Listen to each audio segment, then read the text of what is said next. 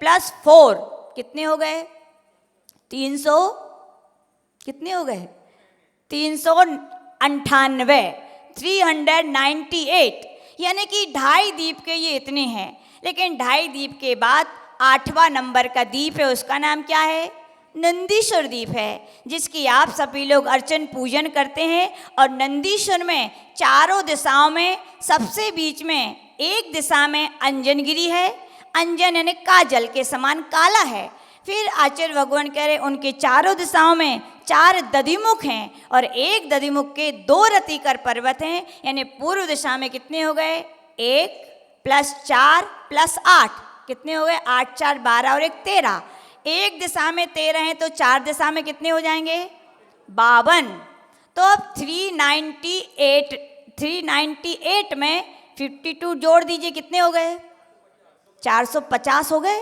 450 नहीं, 440। हाँ ठीक, 450। फिर उसके बाद 11वें नंबर का कुंडलवर दीप है। कौन सा दीप है?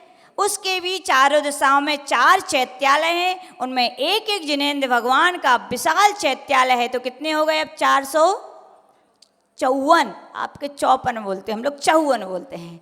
फिर उसके बाद 13वें नंबर का रुचिकवर दीप है, वहाँ भी चारों दिशाओं में 4 चैत्यालय हैं। तो कितने हो गए? 458 हो गए ना। ऐसे 458 अकृत्रिम जिनालयों पर हम सभी का बड़ा पुण्य है। एक भाव का नहीं है, याद रखना।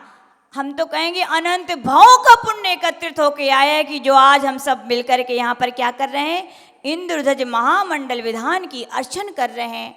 आचार्य श्री गुरुदेव बताते थे कि इस विधान को कर लेने से केवल अकृत्रिम 458 जिनालयों की तीर्थ यात्रा का पुण्य एक साथ मिलता है। कितना मिलता है? एक साथ मिलता है।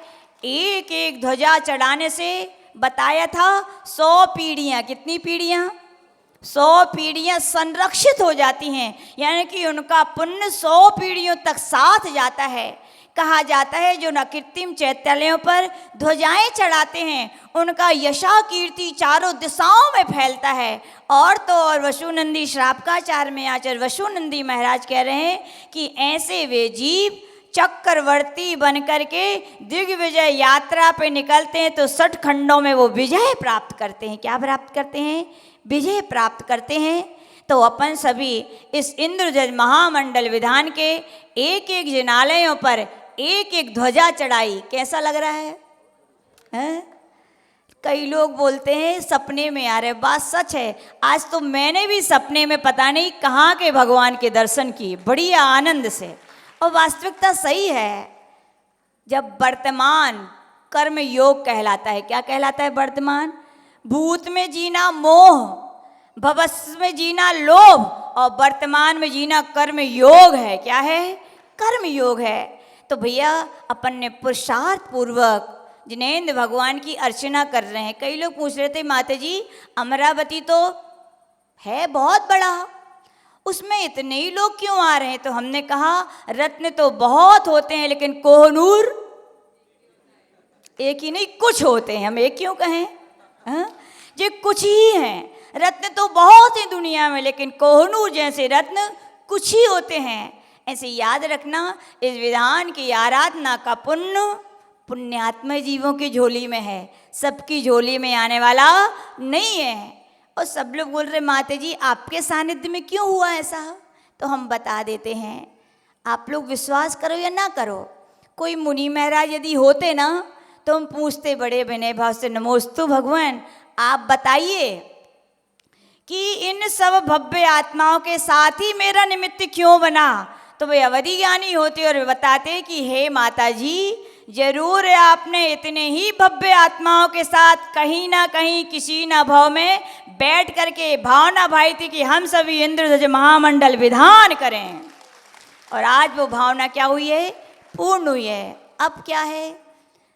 अब विश्वास रखना, श्रद्धा रखना, आज बीज बोए हैं, तो आप सभी और हम आपके साथ होंगे और आशीष भैया को भी ले चलेंगे। जरूर हम कृत्रिम चैत्यालयों के एक एक जिनालय की वंदना करेंगे और वहाँ पर ध्वजा चढ़ाएंगे और अपने जीवन को सफल और सार्थक बनेंगे। इसी भावना के साथ जय बोलिए परम पूज्य गणाचार्य गुरुदेव श्री विराग सागर जी महामुनि राज की। माता जी, आपका कहना सभी को रास आता है, जो झुकता है चरण में वो प्रभु को पास आता है। और नहीं देखा है हमने तो सती माँ चंदना को, माता जी रही होगी वो तुम जैसी यही विश्वास आता है, रही होगी वो तुम जैसी यही विश्वास। वो हमारे जैसे नहीं, थोड़े बहुत हम उन जैसे होंगे। सच है। महान बाबू, एक और खुशखबरी आप लोगों के लिए, कहो तो बता दूं? नहीं, पूजा वाली खुशखबरी नहीं। हाँ, एक बात और, आज सभी ने जो अभिषेक के नियम लिए हैं सही बनाए। मंदिर बनाना तो बहुत आसान है, लेकिन मंदिर के पुजारी बनाना बहुत मुश्किल है। लेकिन मुश्किल नहीं है, अमरावती में तो बहुत सरल हो गया। देखो अपने आप भव्य आत्माओं जी उन्होंने क्या किए, नियम लिए कि हाँ अभिषेक करने। वास्तविकता में मानव जीवन की इसी में सफलता है। 2 हाथ मिले हैं तो किस लिए मिले हैं? दिलीप भाऊ कर लो, मनोहर भाऊ वे संजय त्रिपट और पता नहीं पुलक चेतना मंच पूरो कहाँ गो सब पुलक नहीं, सब लोग बोलते हैं माता जी घर घर चैत्यालय हैं, घर घर चैत्यालय। लेकिन याद रखना